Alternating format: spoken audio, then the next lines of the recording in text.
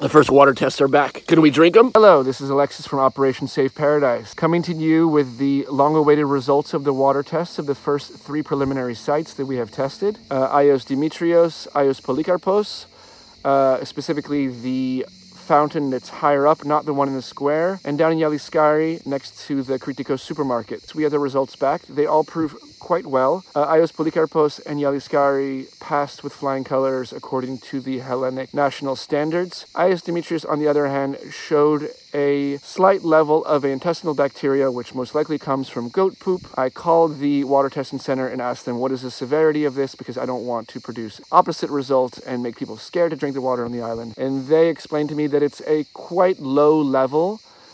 People that drink from this water fountain have systems that are probably used to this, but I should not recommend outsiders that have not been drinking from this regularly to drink this, but they can drink it at their own risk because they are quite low levels. Just scroll through to the next frames and see the maps where the water sources are, and as well the specifics of the water test results. How do we continue on from this here? There are many other natural spring sites on the island that we want to put on an interactive map on our website that shows the status of each of the water points, whether they've been tested level 1 or level 2, because the level 1 test that we did for the water sites is a microbiological test that shows bacterias, things like E. coli, but there is a much more expensive test, which is a full spectrum, which includes more of a chemical testing like plastic, metals, agricultural chemicals. So this would be optimal if we could test it on that level, but this requires much more funds. I think it was 375 euros. The test that I did cost 75 euros. This has emptied out my funds that I'd collected personally with the crowdfunding page. So from here on out, if anyone wants to continue this, wants me to come and test their village, give me a donation, give me a message that specifies this is for this village, and we can keep notifying people on the map